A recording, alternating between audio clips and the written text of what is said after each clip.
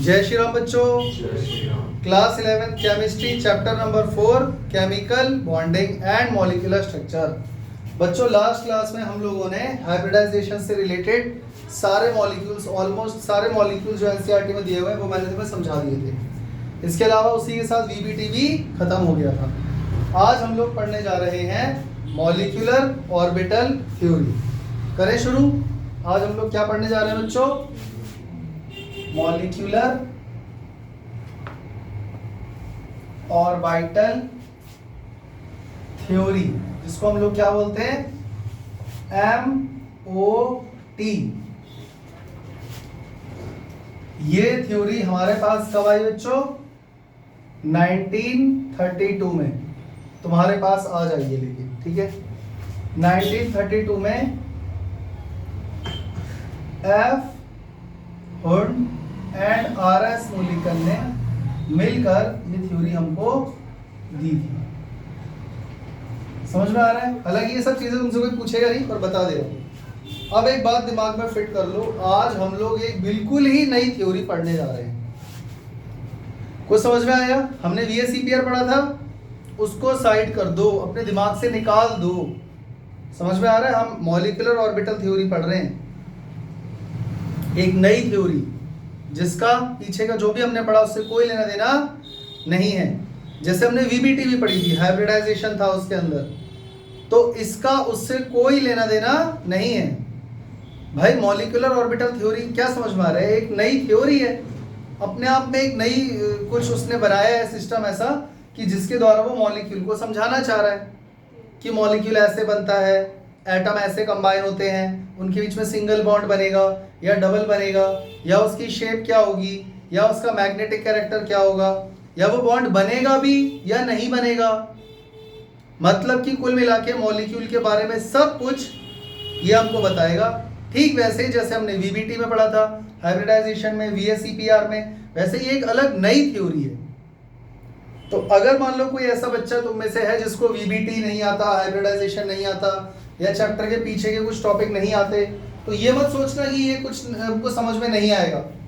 इसका उन सब से कोई लेना देना नहीं है। अभी ऐसा ही मान के चलो, ठीक है? तो जितना इनको समझ में आएगा उतना ही तुमको भी समझ में आएगा। दूसरी बात, मेरे लिए एक दिक्कत ये है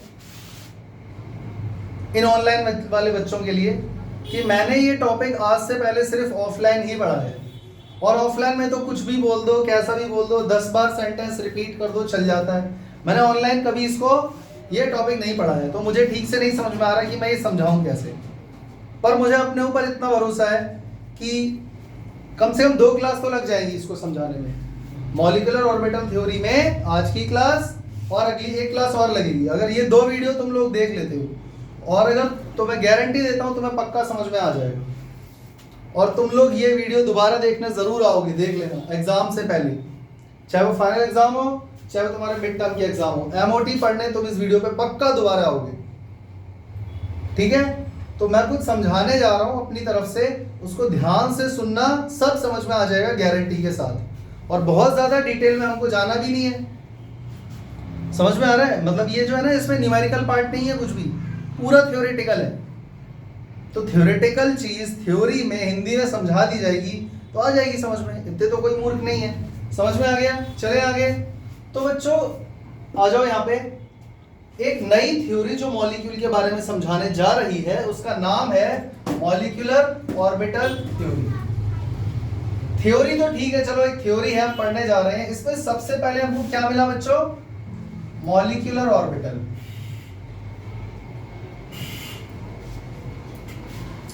सारी कहानी ही इस पे टिकी हुई है। अगर तुम्हें मॉलिक्यूलर ऑर्बिटल समझ में आ गया तो समझ लो तुम्हारा ये आधा थ्योरी खत्म हो जाएगी। तो मॉलिक्यूलर ऑर्बिटल से क्या समझ में आ रहा है? सर हमें कुछ नहीं आ रहा, अभी आपने कहां समझाया।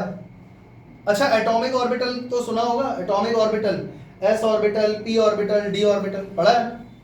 तो एटॉमिक ऑर्बिटल ही बता दो क्या होता है? एटम का ऑर्बिटल। एटॉमिक ऑर्बिटल मैंने तुम्हें समझाया था, एटम के अराउंड एक ऐसा स्पेस होता है जिसमें इलेक्ट्रॉन के होने की संभावना सबसे ज्यादा होती है। अरे चैप्टर 2 में पढ़ा है तुमने, ये पिछले चैप्टर में नहीं पढ़ा है। चैप्टर 2 में एटॉमिक ऑर्बिटल एक ऐसा स्पेस होता है एटम के अराउंड जिसमें इलेक्ट्रॉन को फाइंड करने की प्रोबेबिलिटी मैक्सिमम होती है. It is a space around an atom in which the probability to find an electron is maximum. हाँ या ना? अरे भूल गए क्या? s orbital spherical in shape. तो मान लो ये न्यूक्लियस है, इसके अराउंड s ऑर्बिटल कैसा बनेगा? ऐसा बनेगा, स्फेरिकल. तो s ऑर्बिटल में 2 इलेक्ट्रॉन होते हैं. वो 2 इलेक्ट्रॉन को फाइंड करने की प्रोबेबिलिटी सबसे ज्यादा एटम के अंदर न्यूक्लियस के अराउंड कहां पर है? इस स्पेस के अंदर. तो ये s ऑर्बिटल बन गया. ऐसे ही p ऑर्बिटल होता है, d ऑर्बिटल होता है, होते हैं ना. इतनी बात समझ में आ गई? एटॉमिक ऑर्बिटल याद आया? ठीक वैसे ही एक यहां पर हमने नया कॉन्सेप्ट पढ़ा, मॉलिक्यूलर ऑर्बिटल. वही डेफिनेशन अगर मैं यहां अप्लाई करूं तो मॉलिक्यूलर ऑर्बिटल इस हिसाब से क्या हुआ? इलेक्ट्रॉन को फाइंड करने की प्रोबेबिलिटी इन अ एटम नहीं, इन अ मॉलिक्यूल. तो मॉलिक्यूल में भी तो इलेक्ट्रॉन होते होंगे ना. तो मॉलिक्यूल में इलेक्ट्रॉन को फाइंड करने की प्रोबेबिलिटी सबसे ज्यादा जिस रीजन में है, उसका जो स्पेस बनेगा, जो भी बनेगा, उसको हम क्या बोलते हैं? Molecular orbital. मेरी बात समझ में आ रही है या नहीं आ रही? देखो मेरी एक और बात सुन लो. ये जो भी मैं तुम्हें बोलकर समझा रहा हूं ना, पूरा थ्योरेटिकल है, सिर्फ थ्योरी ही है. चाहे मैं बोल के समझाऊं हिंदी में, चाहे इंग्लिश में, चाहे मैं लिख के दिखाऊं, बात यही है जो मैं बोल रहा हूं. तो what is molecular orbital? It is a space around the molecule in which probability to find an electron is maximum. नहीं आ रहा क्या समझ में? यही मैंने हिंदी में बोला था 2 बार, वही इंग्लिश में लिख दिया. और अगर आपको भी ऐसे याद करना है तो पहले एटॉमिक ऑर्बिटल जाके सीखो. एटॉमिक ऑर्बिटल क्या होता है? A space around the nucleus, a space around an atom, या न्यूक्लियस भी बोल सकते हो. The space around the nucleus in an atom in which the probability to find an electron is maximum. वो atomic orbital होता था. ठीक वैसे ही मॉलिक्यूल में इलेक्ट्रॉन को फाइंड करने की प्रोबेबिलिटी जिस रीजन में सबसे ज्यादा है, वही कहलाता है मॉलिक्यूलर ऑर्बिटल. कहानी क्लियर हो गई? अभी देखो धीरे धीरे कहानी समझ में आएगी, एकदम से नहीं आएगी. अब तुम्हें लग रहा होगा सर एटॉमिक ऑर्बिटल की तो एक शेप होती थी एस पी डी, इसकी क्या शेप है? तो अभी हमें इसकी शेप नहीं पढ़नी है.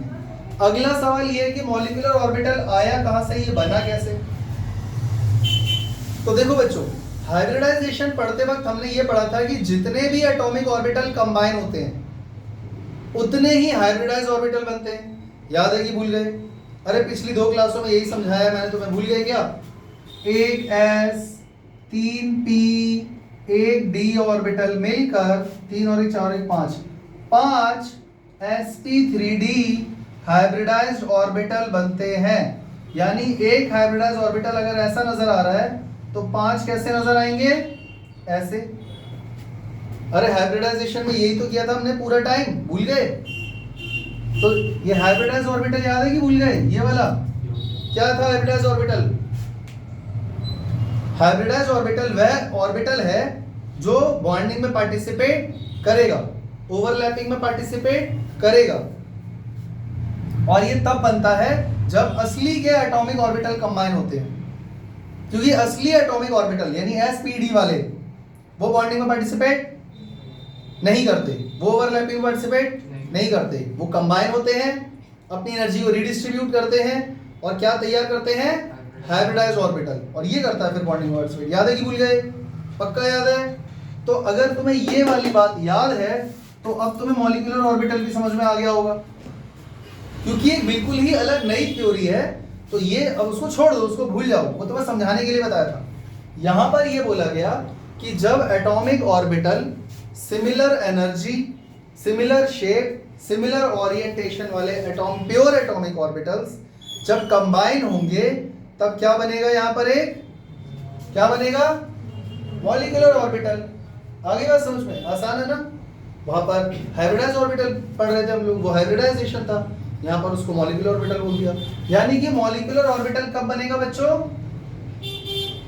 It is formed by combination of pure atomic orbitals.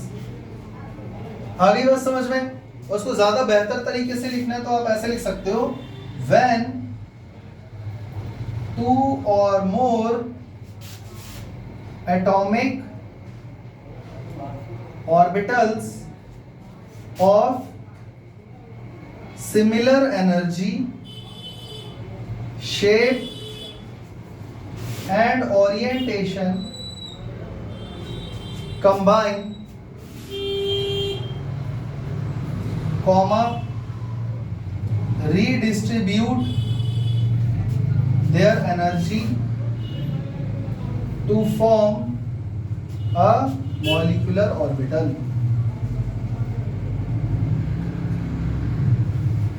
ये बात समझ में आ गई? इन दोनों का एक ही मतलब है, ये थोड़ा डिटेल में लिख दिया मैंने। यानी कि सवाल ये कि मॉलिक्यूलर ऑर्बिटल आया कहां से, बना कैसे?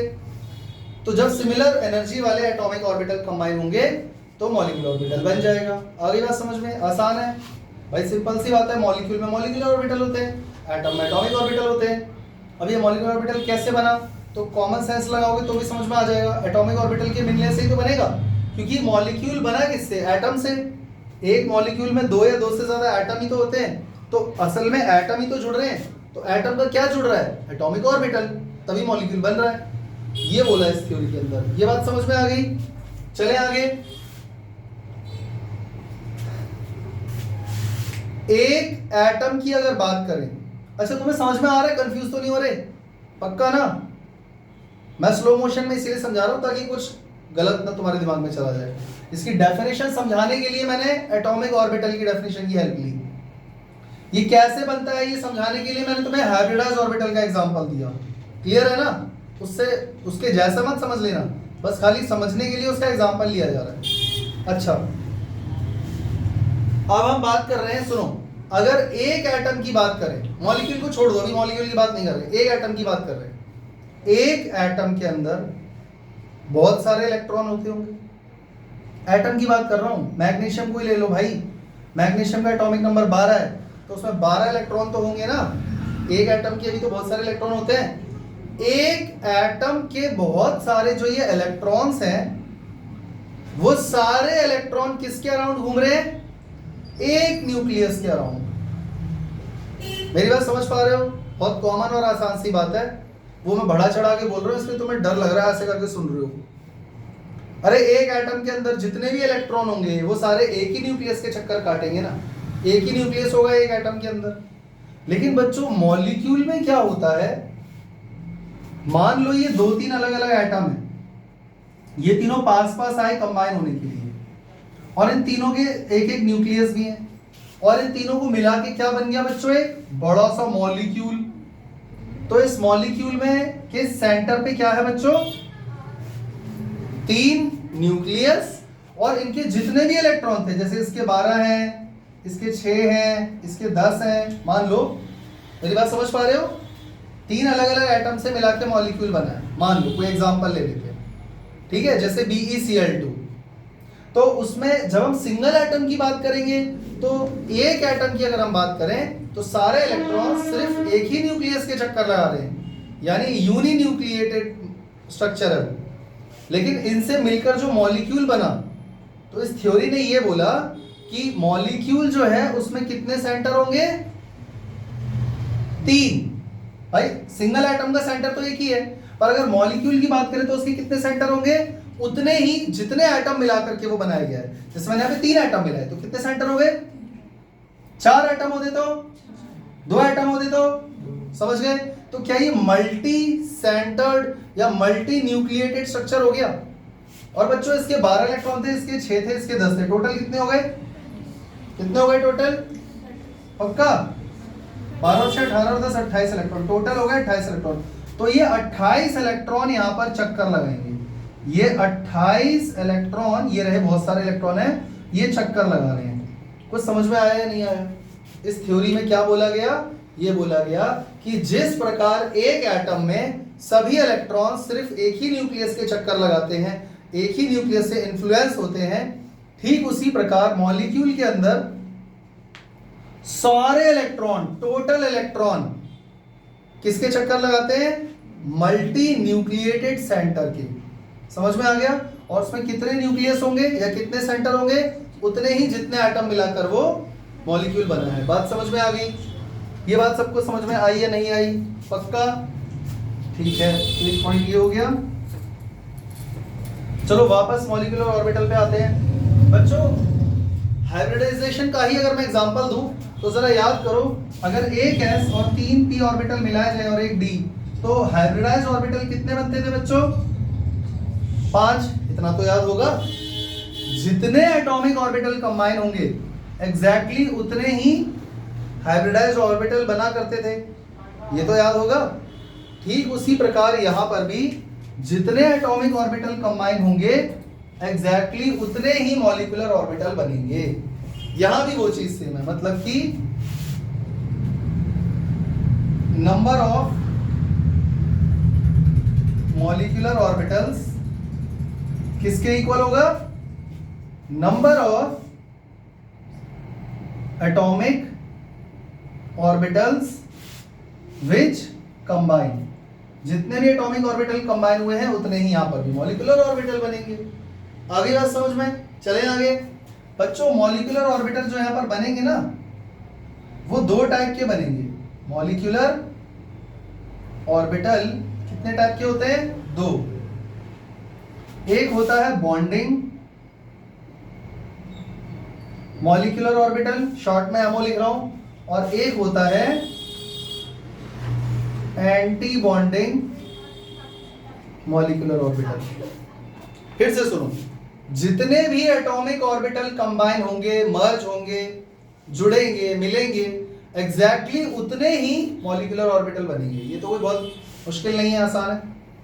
अब जितने भी मॉलिक्यूलर ऑर्बिटल बनेंगे ना, अब तुम्हें ये बात याद रखनी है, उसमें से आधे होंगे बॉन्डिंग मॉलिक्यूलर ऑर्बिटल और आधे होंगे एंटी बॉन्डिंग मॉलिक्यूलर ऑर्बिटल। आगे बात समझ में?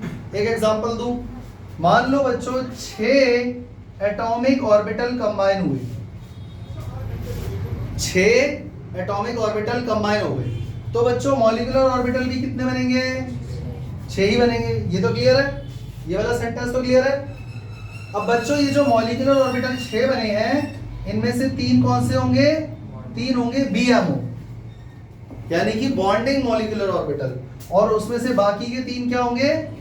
एंटी बॉन्डिंग मॉलिक्यूलर ऑर्बिटल, यानी AMO, anti bonding molecular orbital. समझ में आ गया? क्योंकि अब मैं इसकी कहानी समझाने जा रहा हूं, तो ये चीज क्लियर हो गई। जितने भी मॉलिक्यूलर ऑर्बिटल होंगे एग्जैक्टली हाफ बॉन्डिंग में, हाफ एंटी बॉन्डिंग में चले जाएंगे। अब चलते हैं आगे। तुम्हारा सवाल अब ये होना चाहिए कि सर ये बॉन्डिंग और एंटी बॉन्डिंग क्या है, अब ये बताओ। तो सुनो भाई, बॉन्डिंग मॉलिक्यूलर ऑर्बिटल वो वाला मॉलिक्यूलर ऑर्बिटल होता है जो बॉन्डिंग में पार्टिसिपेट करता है, जो बॉन्ड बनाने में मदद करता है। क्योंकि जब तक बॉन्ड ही नहीं बनेगा 2 एटम के बीच में, तो मॉलिक्यूल कहां से बन जाएगा? हम तो मॉलिक्यूल बना रहे हैं ना यहाँ पे, एटम को जोड़ जोड़ के। चैप्टर का नाम ही यही है, केमिकल बॉन्डिंग मॉलिक्यूलर स्ट्रक्चर। तो जब तक बॉन्ड नहीं बनेगा, मॉलिक्यूल नहीं बनेगा, तो उसका स्ट्रक्चर कहां से पढ़ लोगे? बात समझ में आ गई? तो बॉन्डिंग मॉलिक्यूलर ऑर्बिटल वो ऑर्बिटल है या वो मॉलिक्यूलर ऑर्बिटल है जो बॉन्डिंग में पार्टिसिपेट करता है, बॉन्डिंग में पार्टिसिपेट करता है। अरे लिख लेना यार आगे इंग्लिश में, इट पार्टिसिपेट्स इन बॉन्डिंग, लिख लोगे ना।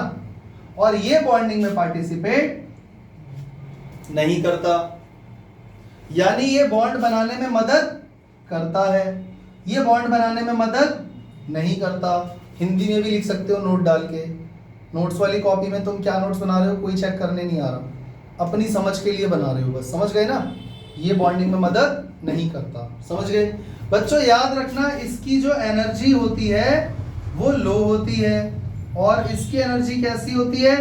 हाई होती है। समझ गए? इसकी एनर्जी कैसी है? कम। बॉन्डिंग वाले की एनर्जी कम होती है, एंटी बॉन्डिंग वाले की ज्यादा होती है। बच्चों अगर इसकी एनर्जी कम है तो पक्का ये स्टेबल हुआ कि नहीं हुआ, क्योंकि जो भी चीज स्टेबल होती है उसकी एनर्जी लेस होती है। चैप्टर 1 से हम ये चीज पढ़ते आ रहे हैं। और क्योंकि इसकी एनर्जी ज्यादा है तो ये ज्यादा अनस्टेबल हुआ, हाँ या ना? इसके कंपैरिजन में अनस्टेबल हुआ। अब कितना अनस्टेबल है वो मुझे नहीं पता। बॉन्डिंग मॉलिक्यूलर ऑर्बिटल के कंपैरिजन में ये वाला एंटी बॉन्डिंग वाला अनस्टेबल है। अनस्टेबल है इसीलिए तो एनर्जी ज्यादा है, और ये स्टेबल है इसीलिए तो एनर्जी लो है इसकी। समझ गए बच्चों? अच्छा, अगर मैं इलेक्ट्रॉन फिलिंग की बात करूं, क्योंकि आगे जाकर हमें ये भी पढ़ना है कि इन मॉलिक्यूलर ऑर्बिटल्स में आपको इलेक्ट्रॉन फिल करने हैं। तो जब हम इलेक्ट्रॉन फिलिंग की बात करेंगे तो इलेक्ट्रॉन पहले किस में फिल करोगे, बॉन्डिंग में या एंटी बॉन्डिंग में? दिमाग लगा के जवाब देना। इलेक्ट्रॉन फिलिंग तुमने पढ़ी है ना चैप्टर 2 में। s ऑर्बिटल 2 इलेक्ट्रॉन फिल हो गए, फिर p orbital 1 electron 1 electron 1 electron, फिर ऐसे ऐसे इलेक्ट्रॉन फिलिंग करनी आती है ना, वो चैप्टर 2 वाली। तो उसमें हमने कौन सा रूल लगाया था? हुंड्स रूल, याद है? हुंड्स रूल ने क्या बोला था? सबसे पहले आप इलेक्ट्रॉन उसमें फिल करेंगे जिसकी एनर्जी लेस होगी, उसके बाद जाओगे आगे वाले पे। इसीलिए आप पहले इलेक्ट्रॉन किसमें फिल करते हो? जनरली 1s में, फिर उसके बाद ऐसे ही चलते हो ना। ये सीधा पहले इलेक्ट्रॉन फिल कर देते हो 6d में, 1s से शुरू करते हो ना। वही रूल आपको यहां पर भी लगाना है। जब आप इलेक्ट्रॉन फिलिंग करोगे किसके अंदर?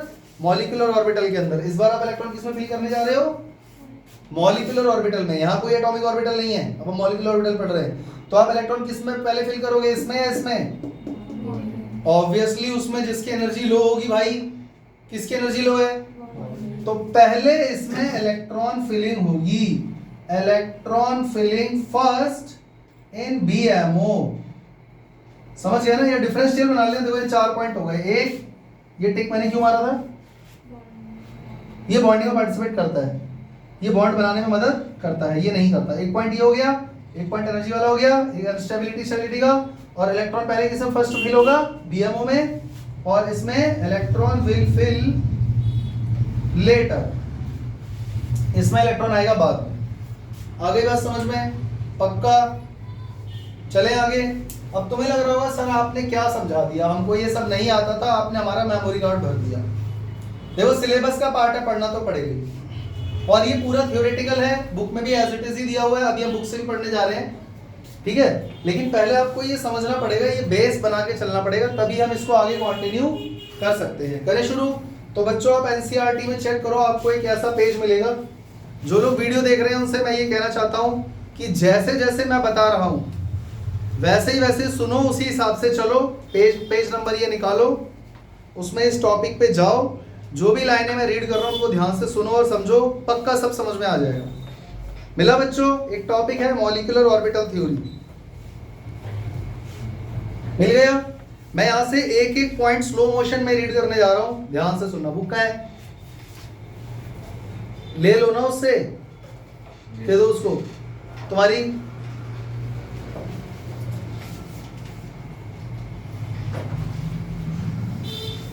एक बुक पीछे दे दो। बच्चों स्टार्ट करूं? यहां से सुनो। Molecular orbital theory was developed by F. Hund and R. S. Mulliken in 1932. The salient features of this theory are, बच्चों कितने पॉइंट है इसकी थ्योरी के अंदर? 1 2 3 4 5 6 7। मिल गया? मैं एक एक पॉइंट ध्यान से पढ़ूंगा और तुम्हें एकदम अच्छे से समझाऊंगा, ध्यान से सुनना, ठीक है? अच्छा, अभी तक की स्टोरी ठीक से सुन ली ना? समझ में आ गई ना?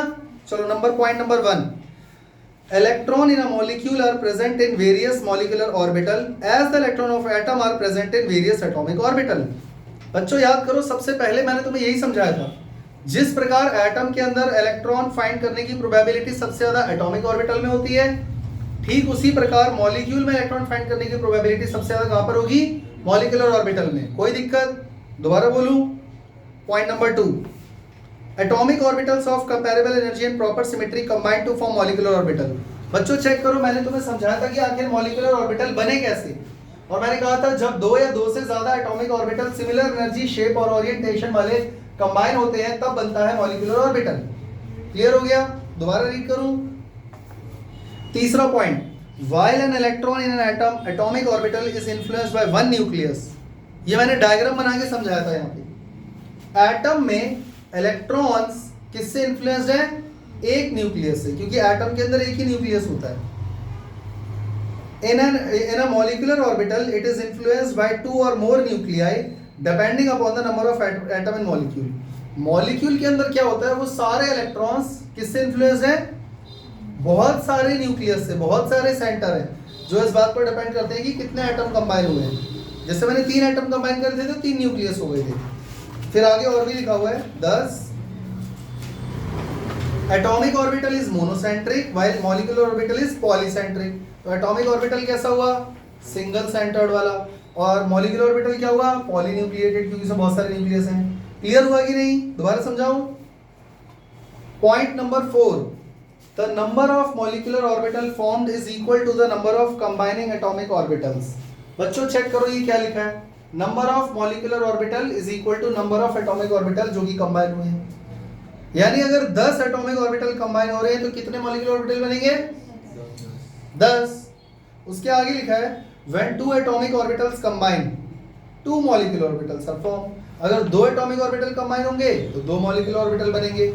फिर लिखा है one is known as bonding molecular orbital while the other is called anti bonding. मैंने तुमसे कहा था उसमें से आधे बॉन्डिंग वाले होंगे, आधे एंटी बॉन्डिंग होंगे। जैसे इसने जो एग्जांपल लिया उसमें 2 एटॉमिक ऑर्बिटल कंबाइन करें, तो अगर 2 एटॉमिक ऑर्बिटल कंबाइन होंगे तो 2 ही मॉलिक्यूलर ऑर्बिटल बनेंगे, जिसमें से एक बॉन्डिंग वाला होगा, एक एंटी बॉन्डिंग वाला होगा। तो वो भी सही बोल रहे हैं बच्चों। छठा point, just as the electron probability distribution around the nucleus in an atom is given by atomic orbital, the electron probability distribution around a group of nuclei in a molecule is given by the molecular orbital। ये तो सबसे पहली definition है, ये तो इसको सबसे पहले बताना चाहिए था, नहीं? अरे ये मॉलिक्यूलर ऑर्बिटल की डेफिनेशन बता रहा है। वो कह रहा है जिस प्रकार एटम के अराउंड जिस प्रकार एटम के अराउंड इलेक्ट्रॉन को फाइंड करने की प्रोबेबिलिटी सबसे ज्यादा एटॉमिक ऑर्बिटल में होती है, ठीक उसी प्रकार मॉलिक्यूल के अंदर इलेक्ट्रॉन्स को फाइंड करने की प्रोबेबिलिटी सबसे ज्यादा कहां पर होगी? मॉलिक्यूलर ऑर्बिटल में। तो ये तो इसकी डेफिनेशन हो गई ना, ये पहले देना चाहिए था इसको, पर चलो कोई बात नहीं, हम इस पे तरस खा के इसको माफ कर देते हैं। अगला point number 7, the molecular orbitals like atomic orbital are filled in accordance with the aufbau principle obeying the Pauli exclusion principle and Hund's rule. बच्चों एटॉमिक ऑर्बिटल में इलेक्ट्रॉन कैसे फिल करते थे आप लोग? हुंड रूल लगाते थे, आउटबाउ प्रिंसिपल लगाते थे, पॉली एक्सक्लूजन प्रिंसिपल लगाते थे। ठीक उसी प्रकार वो सारे रूल यहाँ भी लगाने हैं। मतलब कि इलेक्ट्रॉन पहले किस में फेल होगा? जिसकी एनर्जी लेस होगी, उसके बाद उससे ज्यादा वाले में, फिर ऐसे ही चलता रहेगा। यहाँ तक की कहानी कितने बच्चों को समझ में आ चुकी है? पक्का? चले आगे। एक बात और समझ लो बच्चों, जो एटॉमिक ऑर्बिटल्स कंबाइन करते हैं ना, एटॉमिक ऑर्बिटल्स जब कंबाइन करते हैं तो क्या बनता है?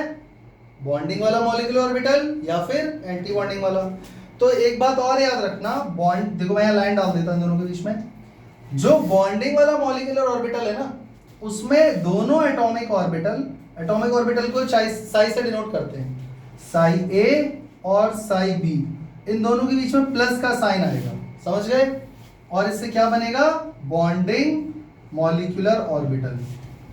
लेकिन जो एंटी बॉन्डिंग मॉलिक्यूलर ऑर्बिटल है उसमें याद रखना, ये जो 2 एटॉमिक ऑर्बिटल है इनके बीच में साइन आता है माइनस का, इसको बोलते हैं anti bonding molecular orbital, AMO। समझ गए? और इसको अगर मैं सिग्मा से डिनोट कर रहा हूं तो ये सिग्मा स्टार हो जाएगा। एंटी बॉन्डिंग वाले में क्या आएगा बच्चों? Sigma star. ये बात समझ में आ गई? तो जो मैंने तुम्हें ये पॉइंट्स बताया, इसमें एक पॉइंट ये भी ऐड कर लेना कि एटॉमिक ऑर्बिटल्स के कॉम्बिनेशन से ही बन रहा है मॉलिक्यूलर ऑर्बिटल। तो अगर बॉन्डिंग मॉलिक्यूलर ऑर्बिटल की बात करें तो एटॉमिक ऑर्बिटल्स के बीच में किसका साइन आएगा? प्लस का। और एंटी बॉन्डिंग वाले में माइनस। एंटी बॉन्डिंग वाले में यहाँ पे स्टार भी आता है, सिग्मा स्टार। इसमें स्टार नहीं आता है, इसमें सिर्फ सिग्मा है। समझ गए? देखो टेंशन लेके पढ़ोगे तो समझ में नहीं आएगा। आपसे वहां पर कोई नंबर प्लस नहीं करवाएंगे, 2 + 2 4 हो गया, 2 - 2 0 हो गया, कोई प्लस माइनस नहीं करवा रहा। ये बस एक थ्योरी है, इसको याद कर लो एज इट इज, ठीक है? और स्टार का मतलब यहाँ पर क्या है? Anti bonding. समझ में आ गया? चले आगे, इसको एक एग्जांपल के थ्रू समझाऊं। तो चलो बच्चों हाइड्रोजन का मॉलिक्यूल लेकर समझने की कोशिश करते हैं। यही मॉलिक्यूलर ऑर्बिटल थ्योरी हाइड्रोजन का मॉलिक्यूल लेकर के समझने की कोशिश करते हैं। तो यही सब जो अभी हमने पढ़ा ना, इसको एक बार हम लोग जरा अप्लाई करके देखते हैं हाइड्रोजन मॉलिक्यूल में। हाइड्रोजन मॉलिक्यूल बच्चों, हाइड्रोजन मॉलिक्यूल तो तब बनेगा ना जब दो हाइड्रोजन के एटम कंबाइन करेंगे। तो मान लो इधर से एक हाइड्रोजन का एटम आया और इधर से एक हाइड्रोजन का एटम आया, समझ में आ गया? हाइड्रोजन के एटम की अगर बात करें तो इसमें एटॉमिक नंबर क्या है? 1। तो आप इलेक्ट्रॉन कैसे फिल करोगे, चेक करो। 1s1, इसमें भी क्या रहा होगा? 1s1। कोई दिक्कत? तो बच्चों 1s1 जो एटॉमिक ऑर्बिटल है वो कुछ ऐसा नजर आएगा। एक हाइड्रोजन के एटम का 1s1 वाला एटॉमिक ऑर्बिटल ऐसा ही तो दिखेगा। और कैसा दिखेगा? ऐसे ही दिखेगा। और बच्चों यहां पर भी एक हाइड्रोजन का एटम है, इसका भी एटॉमिक ऑर्बिटल कैसा नजर आएगा? ऐसा। सही है गलत? बच्चों मैंने इनको सेम एक्सिस पर क्यों बनाया? क्योंकि दोनों एटॉमिक ऑर्बिटल की एनर्जी सेम है, शेप भी सेम है, ओरिएंटेशन भी। एस ऑर्बिटल तो खैर स्फेरिकल होता है तो ओरिएंटेशन क्या ही देखोगे। इतना समझ में आया? बच्चों दो एटॉमिक ऑर्बिटल जब कंबाइन होंगे तो बनेगा क्या? बोलो। दो एटॉमिक ऑर्बिटल कंबाइन होंगे तो क्या बनेगा? Molecular orbital. कितने बनेंगे? 2, क्योंकि दो एटॉमिक ऑर्बिटल है। तो बच्चों इन दोनों के मिलने से दो एटॉमिक ऑर्बिटल बने। एक मैं बना रहा हूं ऊपर और एक मैं बना रहा हूं बच्चों नीचे। समझ में आ गया? ये कब बना? जब ये दोनों कंबाइन हुए।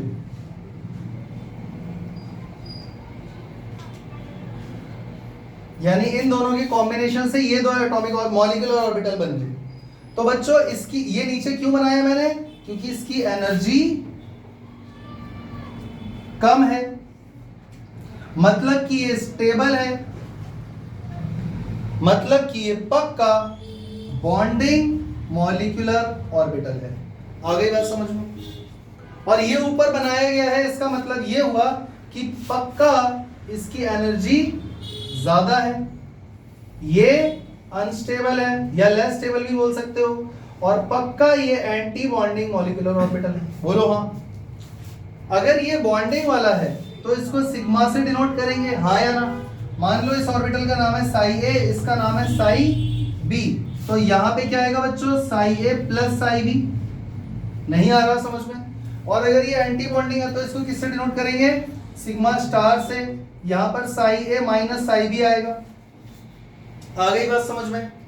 अच्छा बच्चों मुझे ये बताओ, टोटल इलेक्ट्रॉन हमारे पास इस समय कितने हैं? 2 ही है। 3 कहाँ है? 2 बोला है, फिर ठीक है 2 ही है। तो अब बताओ ये दोनों इलेक्ट्रॉन फिल किस में करोगे पहले, उसमें या इसमें? नीचे वाले में। तो 1 2, अगर और होते तो फिर मैं ऊपर जाता। इसमें एक ऑर्बिटल में 2 ही इलेक्ट्रॉन आ सकते हैं, 2 आ गए।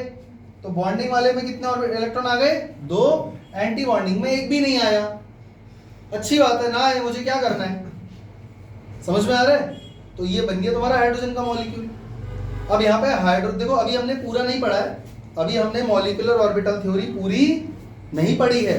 अभी हम आगे और भी पढ़ेंगे जिसमें हमें पता चलेगा कि हाइड्रोजन के बीच में सिंगल बॉन्ड आएगा या डबल बॉन्ड आएगा, या इसका मैग्नेटिक कैरेक्टर क्या है। यहाँ पर हमें मैग्नेटिक कैरेक्टर भी पता लग जाता है। समझ में आ गया? तो अभी हम वो सब चीजें बाद में पढ़ेंगे, पर पहले ही बताओ ये कहानी समझ में आई या नहीं आई? आ गई? पक्का?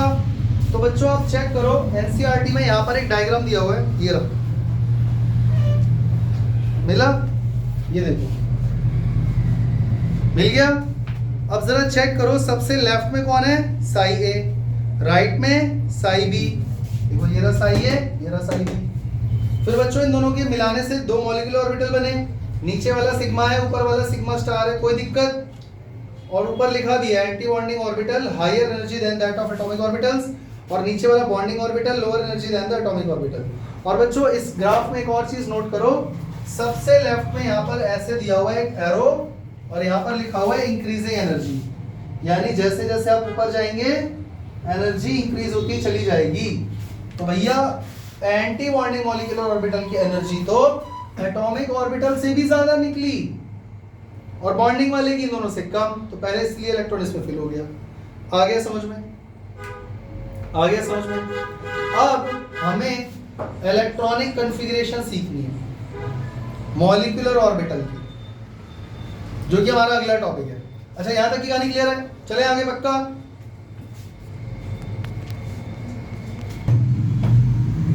इसके बाद चलते हैं अगले टॉपिक पे। बच्चों देखो एनसीईआरटी में इस वाले पेज पर जरा चेक करो जहां पे डायग्राम दिया है ना, इसका नेक्स्ट टॉपिक क्या है? Conditions for the combination of atomic orbitals. मिला? मिला?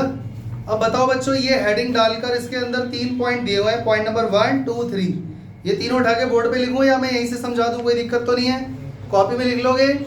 चलो लिख देता हूं, वरना तुम लोग पता है क्या बोलोगे, सर आपने पढ़ाया ही नहीं था इसलिए हमने लिखा ही नहीं, आपकी गलती है। तो बहुत ही आसान सी चीज है, कंडीशन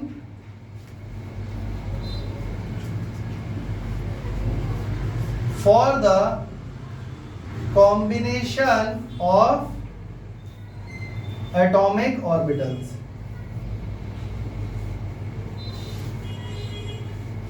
एटॉमिक ऑर्बिटल्स कंबाइन होंगे या नहीं होंगे, उसकी कुछ कंडीशन है। बच्चों सुनो, हाइब्रिडाइजेशन में हम कोई भी एटॉमिक ऑर्बिटल मर्ज करा दिया करते थे, याद है? चेक करो, S और 3p मिलके 4sp3 हाइब्रिडाइज्ड ऑर्बिटल बनते थे।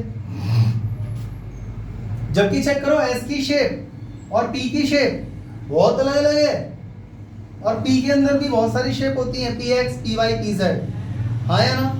लेकिन वहां तो बिल्कुल ऐसा लग रहा था कि वो मिक्सी देखिए जिसमें जूस बनाते हैं, उस जूस में कुछ भी डाल दो, केला डाल दो, आम डाल दो, चुकंदर डाल दो, कुछ भी डाल दो, वो जूस बना के दे देगा, हाँ या ना?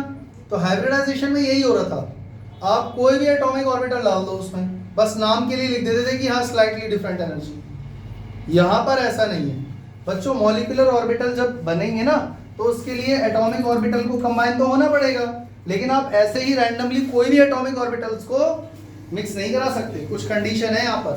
तो बच्चों कंडीशन नंबर 1 क्या है, चेक करो, बोलो। देखो यहाँ लिखा है the combination of atomic orbitals must have the same और नियरली द सेम एनर्जी, जबकि वहां लिखा था स्लाइटली डिफरेंट एनर्जी वाले भी मर्ज हो जाएंगे, और यहाँ पर उसने क्लियर बोल दिया या तो एनर्जी सेम होनी चाहिए या बहुत हद तक सेम होनी चाहिए। The combination of atomic orbitals, the combination of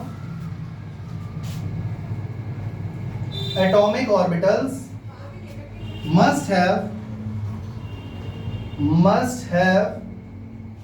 same, देखो मस्ट लिखा है, मस्ट मतलब होना ही चाहिए, पक्का पक्का, मस्ट हैव द सेम और नियरली द सेम एनर्जी, मतलब बिल्कुल सेम एनर्जी होनी ही चाहिए, बहुत ही कम फर्क होना चाहिए, ना के बराबर।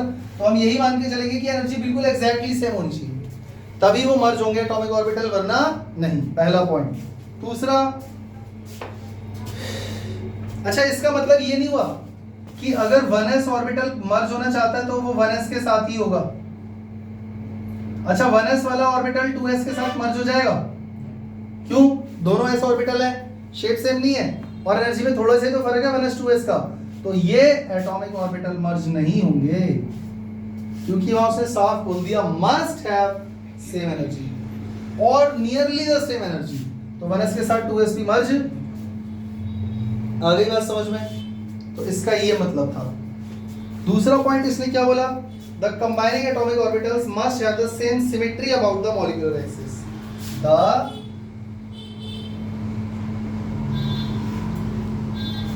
combining atomic orbitals must have the same symmetry, have the same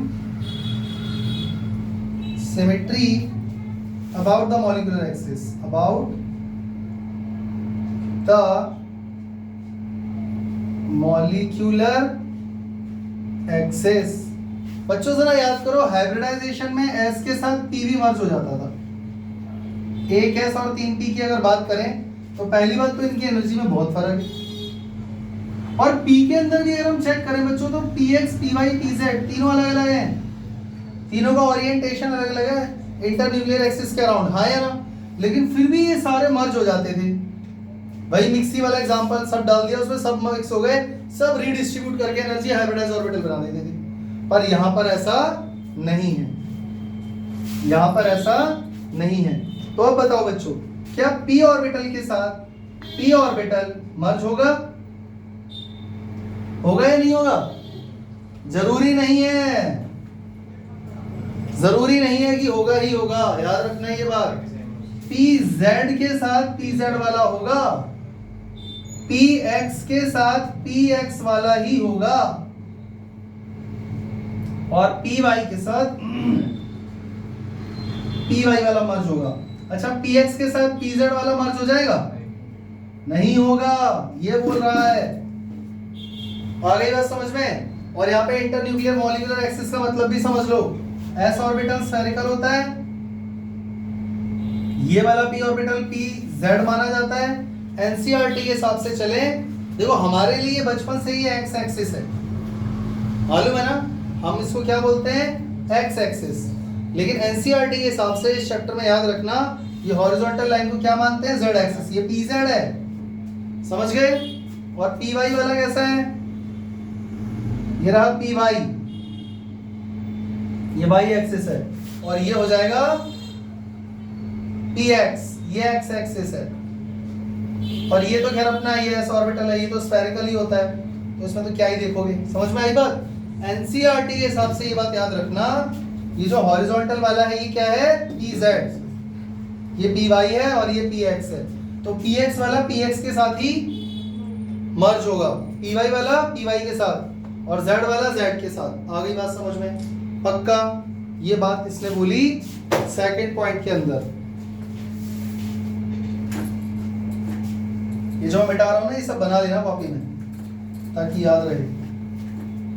तीसरा पॉइंट इसने क्या बोला? The combining atomic orbitals must overlap to maximum extent. ये एक बहुत ही कॉमन सी बात है भाई, ओवरलैपिंग हर कोई जब ऑर्बिटल करेगा तो वो यही चाहेगा कि ज्यादा से ज्यादा एक्सटेंट तक ओवरलैपिंग हो, ज्यादा से ज्यादा एटॉमिक ऑर्बिटल्स एक दूसरे को कवर करें, है ना? तो इसने लिखा है the combining atomic orbitals, combining atomic orbitals must overlap to maximum extent। ये 3 पॉइंट याद कर लेना। देखो मैं ये तो तुमसे नहीं कहूंगा कि ये पक्का पेपर में आएगा रट लेना, या मैं तुम्हें टेस्ट में दूंगा पक्का इसको रट लेना, ऐसा कुछ नहीं है, मैं कोई जबरदस्ती नहीं कर रहा। लेकिन क्वेश्चन देखो उसके पास और भी बहुत अच्छे अच्छे हैं मॉलिक्यूलर ऑर्बिटल थ्योरी से जो वो दे सकता है, अभी आगे आएगा मैं तुम्हें बताऊंगा। लेकिन फिर भी कहीं ना कहीं ये कुछ ऐसे पॉइंट है जो दिमाग में तुम्हें रखने हैं ताकि एक डिफरेंस बने वीबीटी और एमओटी के बीच में। समझ में आ गया? देखो हम थ्योरी पढ़ रहे हैं तो कुछ तो असम्पशन होगी ना, तो वो वही सारी बातें बता रहा है। क्लियर हो गया? चले आगे बच्चों। इससे आगे की कहानी मॉलिक्यूलर ऑर्बिटल थ्योरी की हम लोग नेक्स्ट क्लास में पढ़ेंगे, क्योंकि वैसे भी ये टॉपिक ऐसा नहीं है कि एक ही दिन में हो जाएगा। तो आज जो मैंने पढ़ाया वो समझ में आया? पक्का? आज हमने बिल्कुल थ्योरी पढ़ी है, और यहाँ से एग्जाम में अभी तक जो हमने पढ़ा है उस पर कोई क्वेश्चन आ जाए ऐसा कुछ नहीं है, पर हाँ ये एक बेस बनाने के लिए बहुत ज़रूरी क्लास थी। नेक्स्ट क्लास में छुट्टी मत करना गलती से भी, और जो भी मैं पढ़ाऊंगा वो सारा ध्यान से सुनना समझना, तभी मॉलिक्यूलर ऑर्बिटल थ्योरी समझ में आएगी। क्लियर हो गया? तो मिलते हैं अगली क्लास में, तब तक के लिए जय हिंद, जय श्री राम।